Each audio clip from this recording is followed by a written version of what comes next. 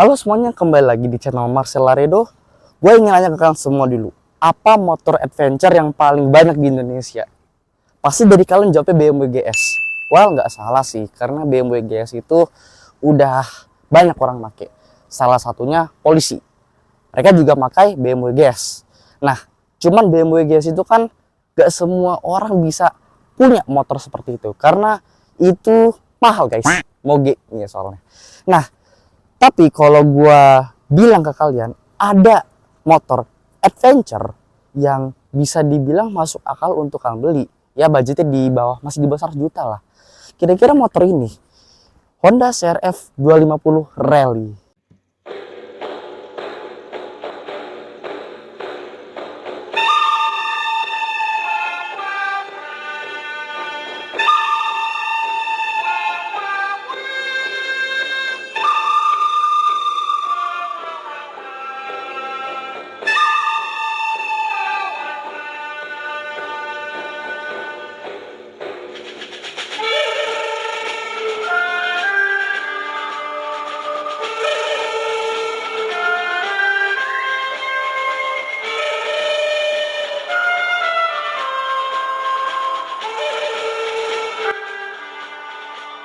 Karena kita belum pernah nge-review motor Honda di channel gua, hari ini gua ada kesempatan untuk nge-review motor Honda, tapi motor yang langsung yang spesialnya guys gitu. Sebelumnya gua akan ngasih tahu dulu ke kalian kalau CRF 250 itu di global dia ada banyak banget variannya. Gua sebutin satu persatu. Yang pertama CRF 250F, yang kedua CRF 250R, ketiga CRF 250X, keempat CRF 250 RX, kelima CRF Rally, dan yang keenam adalah CRF L. Ya, jadi tipenya ada 6 guys. Banyak banget di luar sana. Tapi di Indonesia kita cuma punya 2 varian. Yang pertama CRF 250L itu belum lama banget sudah di launching waktu IMS kemarin. Terus yang kedua tipe yang seperti ini, CRF 250 Rally. Ini adalah motor trail Honda termahal saat ini. Iya, karena kalau kalian lihat harganya di website Honda, harganya sekitar segitu. Ya jadi masih mahal guys. Padahal dulu motor ini tuh sebenarnya motornya udah keluar dari beberapa tahun yang lalu, gue lupa tahun berapa. Itu harganya masih di bawah 80 juta guys. Sekarang udah di angka segitu. Nah, Rally ini dia itu peruntukan hanya untuk touring lah. Jadi kalau kalian berharap motor ini bisa untuk dipakai trail, jawabannya tentu tidak bisa. Kenapa? Karena motor ini dia berat. Beratnya ada di 155 kilo. Jadi dengan berat segitu, apakah kalian ingin ngetrail adventure menggunakan motor ini gitu? Yang pasti sih enggak dong. Karena kalau kita ngetrail pasti jatuh. Itu jatuh. Ya karena kalau trail itu nggak jatuh, itu bukan trail namanya. Sekedar main-main di lapangan doang tuh namanya. Ya jadi kalau kita nge-trail, pasti banget kita akan jatuh. Nggak mungkin nggak jatuh. Nah, kalau kita nge-trail, pasti butuh juga motor yang ringan. Di bawah 120 kilo. Gitu. Makanya motor seperti ini hanya diperuntukkan untuk touring aja. Misal kalian pulang kampung ke Jawa atau ke Magelang misalnya, touring pakai motor ini cocok sekali. Ya walaupun gue bilang ini motor adventure, maksudnya gimana sih bang? Gue nggak ngerti. Maksudnya adalah kalau kalian masih semi off-road kayak lewat hutan atau jalanan jelek, nah motor ini pilihannya. Tapi bukan ngetrail yang berat seperti lewat lumpur atau batu besar, bukan. Karena motor ini nggak cocok dan dia berat. Tapi sekarang yang terbaru itu dia beratnya lebih ringan dibanding yang tipe yang kita review ini. Dia beratnya ada di 152 atau 53, gue lupa, nanti gue taruh di situ. Nah tadi gue udah ngebahas seputar CRF 250 lah. Kita kenalan dulu sama CRF 250 gitu. Oke, sekarang kita akan langsung review motor ini. Ya, motor adventure itu sebenarnya mereka sama, memiliki keunikan di bagian bodinya seperti motor trail, yaitu bodinya elastis. Jadi kalau kalian jatuh, bodinya gak gampang rusak seperti motor biasa gitu, apalagi motor sport gitu loh. Jadi kayak spakbornya ini, dia itu bahannya plastik, tapi plastiknya bukan yang kaku gitu, yang mungkin kalau kalian tekan gini, kalau motor bisa kan ya patah gitu. Kalau motor ini enggak, paling dia cuman kelipat doang dan itu tinggal dilurusin aja gitu. Itulah keunikannya dari motor adventure dan motor trail gitu. Nah, motor ini sebenarnya basisnya dari CRF 250L dan ini dia build up-nya dari Thailand. Jadi motor ini dia masih kategori motor build up. Meskipun dia basisnya dari CRF 50L, cuman ada beberapa perbedaan dari CRF 50L. Contohnya yang paling kelihatan banget depannya, lampunya itu berbeda seperti CRF yang kita kenal. Lampunya dia dua dan di sini ada kacanya atau windshield. Dan ini bahannya dari kaca ya, bukan plastik gitu. Terus juga tangkinya. Tangkinya dia lebih tinggi, mirip seperti punduknya onta. Makanya motor-motor adventure seperti BMW GS, CRF Rally, Kawasaki Versys itu disebutnya motor onta. Ya, karena dia tangkinya tinggi, guys. Nah, sekarang kita akan mulai reviewnya, mulai dari depan. Nah, dari depan sini, tadi gue udah bilang, kalau depannya itu beda seperti CRF yang kita kenal. Jadi dia lampunya dua. Ini kalau gue lihat bentuknya mirip seperti Honda Tiger. Honda Tiger yang tahun 2008 itu, dia lampunya seperti itu. Iya, walaupun kalau Tiger kan asimetris ya gitu, jadi bagian sebelahnya tuh kecil lampunya. Kalau ini dia sebenarnya sih sama kayak Tiger, cuman yang di sebelah kirinya ini nggak sekecil Honda Tiger gitu. Nah, di bagian atas windshieldnya dia terbuat dari kaca dan ini sayangnya dia fix, nggak bisa kalian atur naik turunnya gitu, mirip seperti Honda CB 150X. Nah, depan ada spakbornya dan gue udah bilang spakbor motor trail adventure itu dia plastiknya yang plastik kokoh begitu. Nah, itu bagian depannya. Sekarang kita ke bagian samping. Nah, ini bagian sampingnya seperti ini. Nah, ini tangkinya tinggi. Kalau kalian tahu motor seperti BMW GS itu kan tangkinya tinggi-tinggi semua tuh. Ya sama motor ini juga tangkinya tinggi. Motor onta. Nah, di bagian samping. Nah, di sini tuh dia ada apa aja sih? Di sini dia ada kayak motor trail biasa. Di sini footstepnya itu dia nggak ada karetnya. Jadi kalau kalian pakai boots gak licin kalau kalian lewat lumpur gitu. Terus ada rem belakangnya dan kemudian juga di bagian sini karena ini motornya legal di jalan raya. Jadi kalian bisa buat boncengan juga karena di sini juga ada footstepnya. Walaupun footstepnya kecil banget sih gitu. Cuman gue suka dia peletakannya rapi dan kalau dilipat dia itu nggak mengganggu gitu. Jadi kalau kalian lewat jalan yang sempit banget gitu, footstep belakangnya itu aman.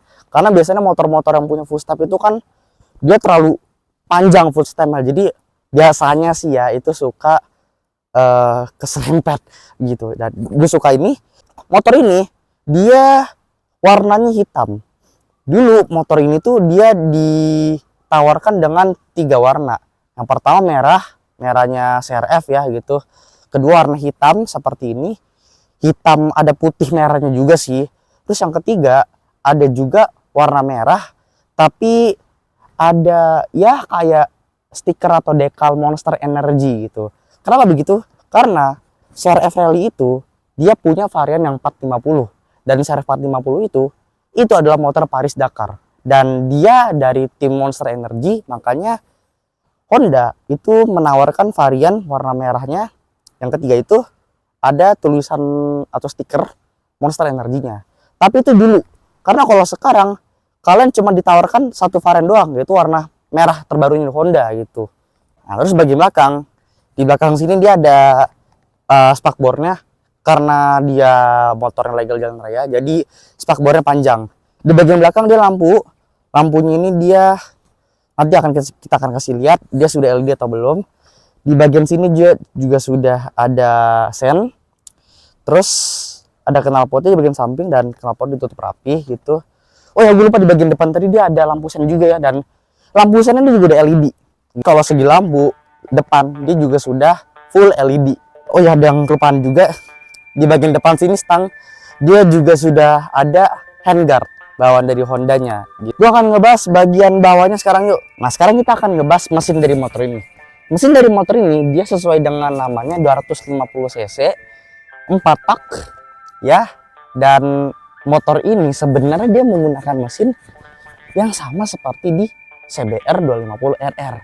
Iya, jadi motor ini sebenarnya pakai mesinnya CBR atau CBR pakai mesin motor ini. Dan juga motor ini dia 4 katup dan tenaganya, nah tenaganya ini baru beda. Kalau CBR 250 RR itu tenaganya ada di 40 HP-an, kalau motor ini dia dikurangi 20 HP. Iya, jadi tenaga motornya menjadi 24,4 HP, terus torsinya ada di 23,1 Nm. Transmisinya 6 speed manual dan dia sudah menggunakan koplingnya itu yang tipe slipper clutch. Apa tuh slipper clutch? Jadi slipper clutch itu dia adalah kopling yang bisa bilang koplingnya enteng banget ya, karena koplingnya enteng banget. Gue dari tadi bawa motor ini hanya pakai 1 jari gitu, dan juga dia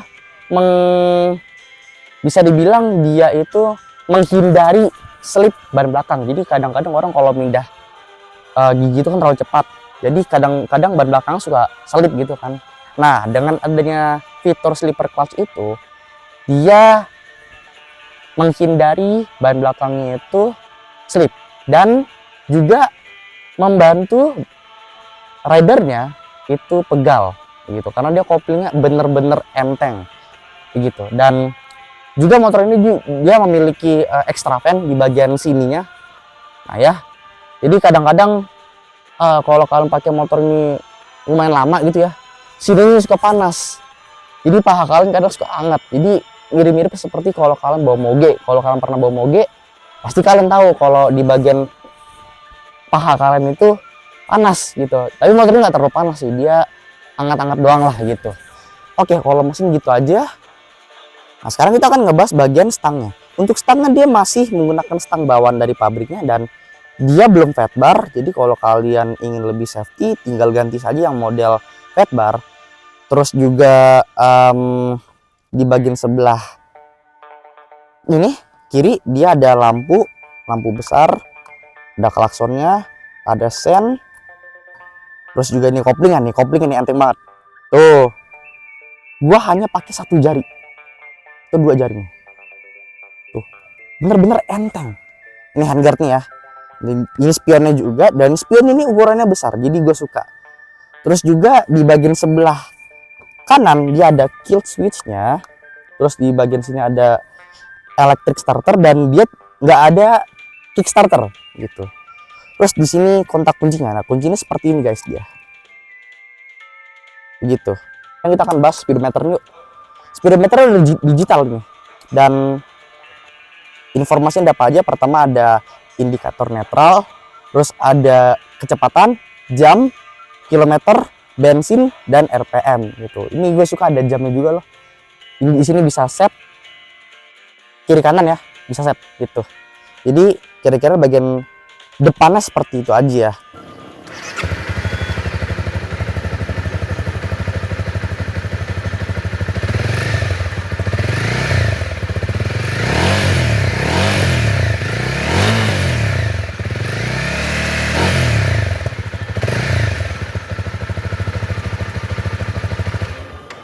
Oke semuanya, mungkin sekian untuk review gua hari ini.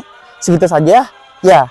Gua hari senang banget karena akhirnya gua berkesempatan untuk review motor adventure. Karena beberapa minggu ini di komplek gua tuh ada orang bawa motor adventure kayak entah BMW GS gitu ya. Itu sering lewat, jadi gua kepikiran untuk review motor yang modelnya seperti ini, motor onta seperti ini gitu ya. Mungkin segitu saja untuk review gua hari ini. Jangan lupa untuk like, komen, dan subscribe ya, karena dengan subscribe itu membuat gua bahagia dan semangat terus dan rajin mengupload video-video menarik di channel ini. Dan jangan lupa untuk kritik dan saran tinggal komen saja, karena semua komentar dari kalian akan gua balas dan gua baca. Oke, dan juga motor seperti ini itu sekali lagi gua bilang, ini motor gua kasih rating 8 setengah dari 10.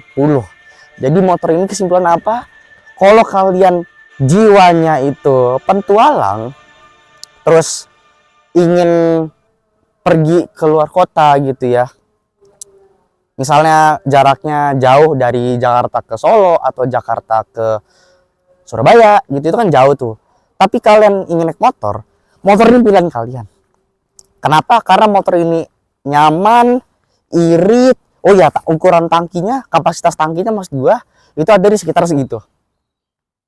Jadi jauh lebih banyak dibanding CRF yang 250 biasa. Ya, jadi motor ini nyaman, terus dia kencang, irit, suaranya halus, pas banget. Apalagi koplingnya enteng banget. Jadi kalian bawa motor ini kalau di kemacetan nggak pegal-pegal banget lah, karena koplingnya itu slipper clutch. Jadi kalian tinggal mungkin pakai satu jari aja, gitu. Karena ini wah parah men, koplingnya enteng banget, begitu. Sekian dari review gue hari ini. Assalamualaikum warahmatullahi wabarakatuh. Oh ya, video ini dibuat kita sudah masuk bulan Agustus. Sebentar lagi kita akan memperingati hari kemerdekaan kita. 17 Agustus tahun 45 itulah hari kemerdekaan negara kita.